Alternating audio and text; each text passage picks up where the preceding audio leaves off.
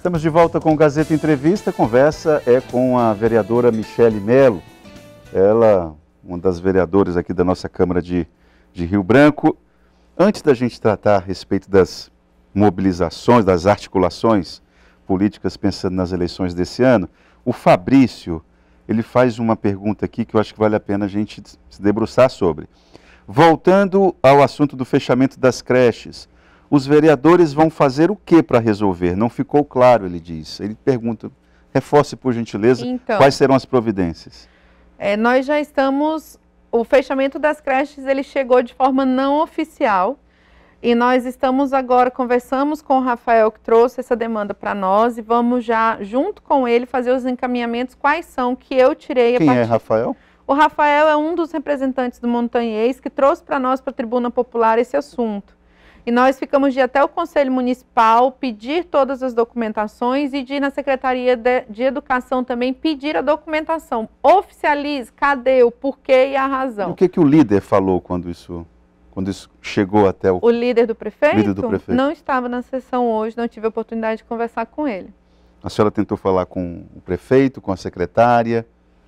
Tentei, mas estamos articulando, porque para ter diálogo com o prefeito, da minha parte, eu estou muito favorável ao diálogo, mas ele não está tanto comigo. A recíproca não é verdadeira. Não. Nós temos uma imagem, que agora nós temos aqui um recurso, né, para poder colocar a pergunta do telespectador direto no telão. Coloca aí, por gentileza. A Ângela está fazendo a seguinte pergunta. Boa tarde. Pergunta para a doutora o porquê de tanta resistência da prefeitura no reajuste dos agentes comunitários, já que foi feito o repasse do governo federal. Então a Ângela está com essa dúvida. O governo federal mandou o repasse, o dinheiro para o prefeito, para os agentes comunitários. Qual é o problema, então? Isso, inclusive, é uma lei a nível federal em relação aos agentes comunitários. O repasse para os agentes comunitários, ele tem duas características. Ele precisa vir por lei federal e ele precisa também estar unido à produtividade dentro da saúde municipal. Então, precisa estar casado os dois para que as coisas aconteçam, as coisas andem. Dentro da Câmara de Vereadores, nós já aprovamos que seja dado esse aumento aí salarial para os agentes comunitários, porém, há um impasse jurídico que chegou para nós lá na Câmara sobre esse impasse, e talvez, Ângela, seja isso que não ajuda o prefeito a fazer logo esse repasse. Mas prometo para ti que trago uma resposta muito mais profunda daqui a pouco, em outro momento. Bom, sobre a CPI do transporte coletivo, pergunte à entrevistada qual foi o argumento do ex-prefeito Marcos Alexandre para renovar o contrato com as empresas, mesmo elas estando com algumas certidões fiscais inadimplentes. Sabemos que os órgãos públicos não pagam prestadores de serviço / fornecedores sem apresentar certidões fiscais em dia. É o Carlos, do Xavier Maia, que está fazendo essa pergunta. Então, essa pergunta foi feita na CPI, inclusive, a gente indagou muito essa questão, porque se os trabalhadores chegaram até onde eles estão nesse exato momento, é porque realmente foi permitido de certa forma. E nos debruçando e conversando com o ex-prefeito Marcos Alexandre, nós percebemos que o quê? Que ele fez uma série de exigências para as empresas e naquele exato momento essas empresas conseguiram cumprir as exigências, inclusive de certidão. E aí foi algo que eu aprendi também, né, que a partir do momento que a empresa, ela mostra uma certidão que está negativa, mas que está positiva, mas com efeitos negativos, ou seja, ela parcelou o débito que ela tinha, ela já pode sim fazer o seu recebimento. Então, assim, infelizmente, há esses pulos administrativos que naquele momento eles foram feitos e estavam dentro das condições que a gestão do Marcos Alexandre colocou. Mas estava dentro da regra? Efetivamente, quando eu faço parcelamento, se eu pagar a primeira parcela, eu já estou dentro da regra. Não garante que eu pague as outras 200 que eu fiz, infelizmente. Quero saber o que a vereadora Michele Melo tem a dizer sobre a greve da educação. Qual o posicionamento dela a respeito disso? Eu sou extremamente favorável à educação.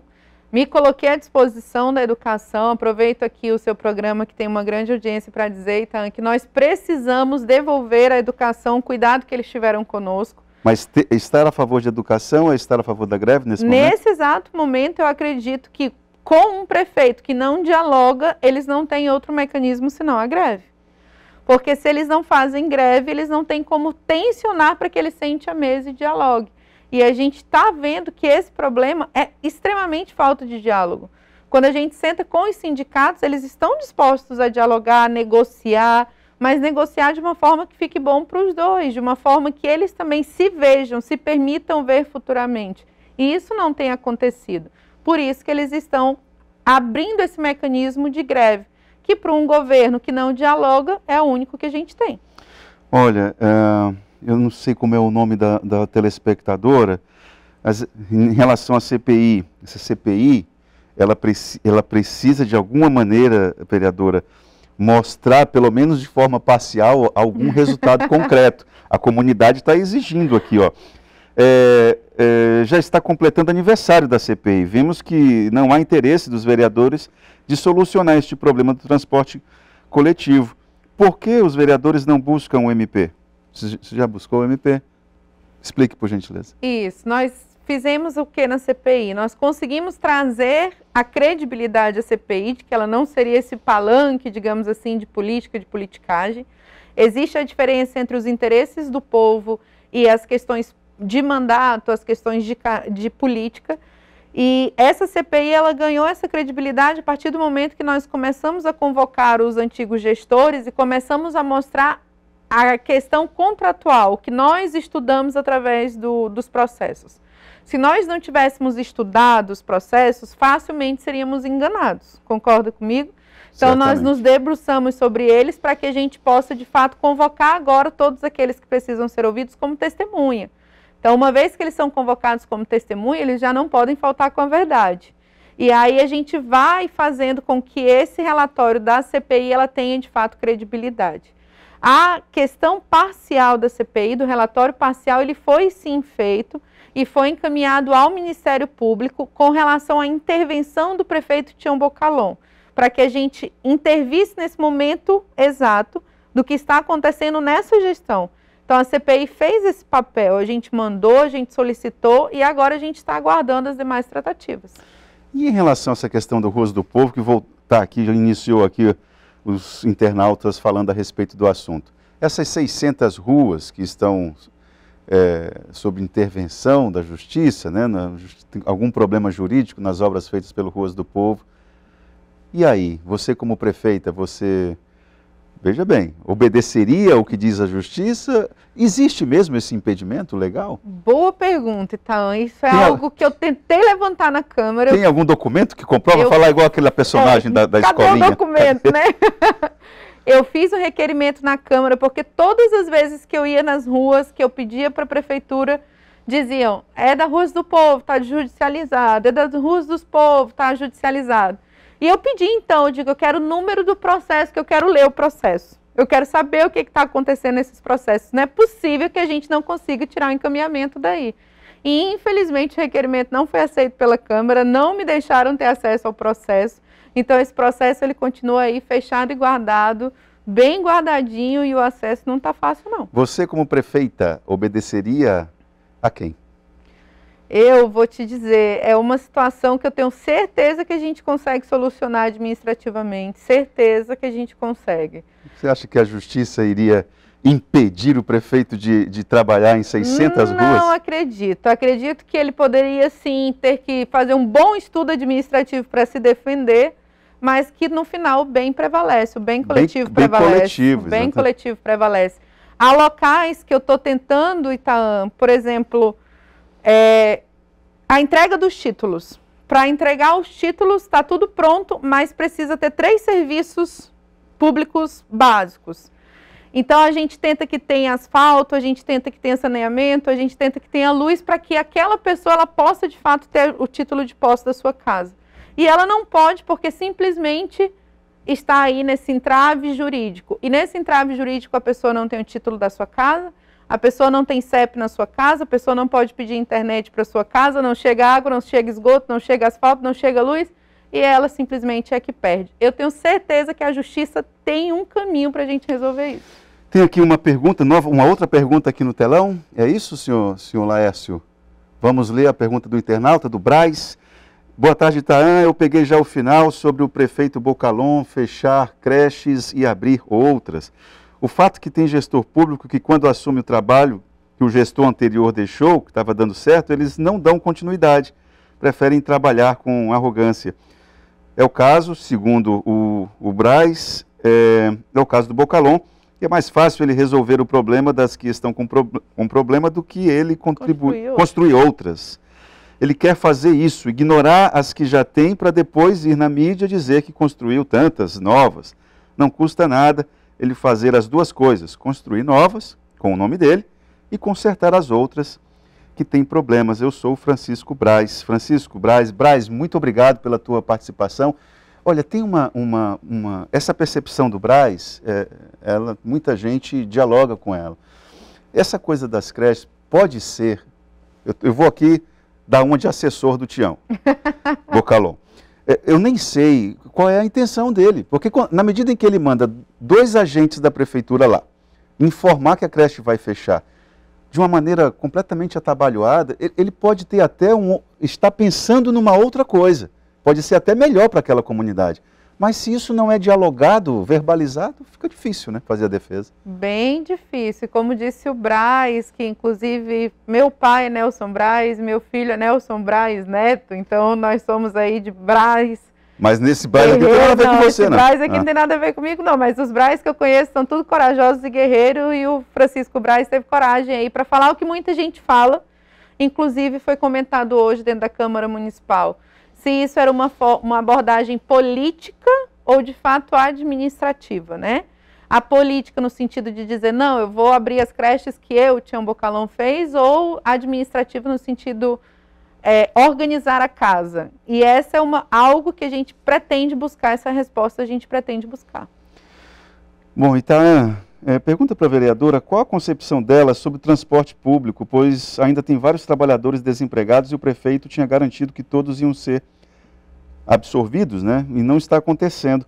Essa intervenção na prefeitura, essa chegada dos ônibus novos, que avaliação que você faz? Eu conversei hoje pela manhã com o presidente do Centro de Apoio às Pessoas que têm alguma deficiência física no Acre, o Edvânio Silva, e ele disse o seguinte, tá? A situação não mudou absolutamente nada, nós continuamos excluídos. E aí, Michele, quem é que vai cuidar? São mais de 300 pessoas cadastradas que estão excluídas de usar na prática, excluídas de usar o transporte coletivo. Na prática, e faz muito tempo, né? Eles estão sofrendo aí há muito tempo. Inclusive, já conversei com outros cadeirantes, conversamos sobre o SAUD, sobre o sistema de transporte que auxilia os deficientes, que também estava precaríssimo. E fui até a RB Trans conversar com o Anísio sobre, e o Anísio me disse que já não estaria na tutela da RB Trans, mas da saúde. E quando a gente pergunta como isso será feito, a gente não tem uma resposta de fato oficializada, um programa que diga como isso será feito. Olha, esse representante do Centro de Apoio ao Portador de Deficiência Física lembrou que já fizeram até audiência pública na Câmara de Vereadores. Sim. E ele coloca a Câmara de Vereadores também na fatura de que é uma instituição que não é parceira. De fato, a gente tem tido... O que a Câmara precisa para ter força? A gente precisa, de fato, que várias pessoas trabalhem para que essa questão aconteça.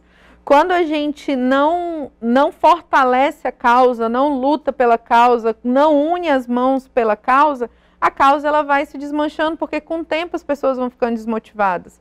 Isso está acontecendo com os deficientes, a sensação é de que nada vai resolver, porque já lutaram tanto e eles não conseguem ver as coisas melhorar. Mas dizer para ele que abandonado não está, que eu levei para o RB Trans, o RB Trans me disse que vai para a saúde. E eu perguntei como, se o recurso vem para a RB Trans. O recurso que vem para custear vem para a RB Trans. Como que a saúde vai assumir tudo isso? Para eles, tanto faz se está na RB Trans ou na saúde, eles querem a coisa como a coisa tem que ser. Exatamente. Então eu vejo que administrativamente a coisa ainda está confusa. E quando está confusa administrativamente, o serviço não chega na ponta. E nós estamos aí nesse momento, infelizmente. Deputada federal ou vice-governadora? Como é que vai ser isso aí?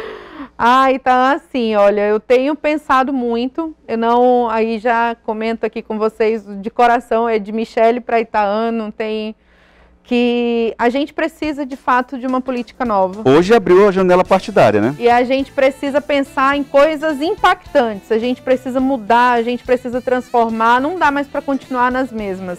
Então eu me coloquei à disposição do projeto maior que vier, se vier para governo a gente vai, vice-governador a gente vai, deputada federal a gente vai. Aí depende de fato do que a gente quer para a política do Acre, para a política de Rio Branco. Michele, a janela partidária abriu. Queria saber para que rumo que você está olhando. Mais para a direita, mais para a esquerda, mais para o centro? Ah, eu estou conversando, todo mundo está conversando comigo e eu estou conversando com todo mundo. Aquele que de fato, Itaã, me garantir que a gente vai construir uma política de Estado, tanto na saúde, na educação, que são as principais forças da nossa vida, da nossa sociedade, a Michele vai com ela, pode ter certeza. Políticas públicas, política de Estado, sem azul, sem vermelho, sem cor A, sem cor B, mas que seja para a população. A população não quer saber.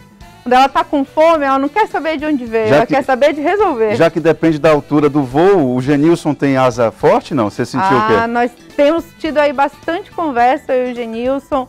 A saúde aí ficou muito grata com essa conversa que nós fizemos. Somos dois médicos da linha de frente querendo melhorar o estado. Tem conversa boa aí pela frente. Tá bom. Michele Mello, muito obrigado pela sua presença aqui. Obrigada a vocês. Não vamos deixar de sonhar nem de perder a esperança. A esperança ela tem que de fato ser mantida e lembrando que a política ela está para a gente decidir de fato o nosso futuro. Muito obrigado, Michele Mello. Vamos fazer um intervalo e vamos voltar falando a respeito de um livro que tem muito a dizer a respeito de educação. Você vai ver.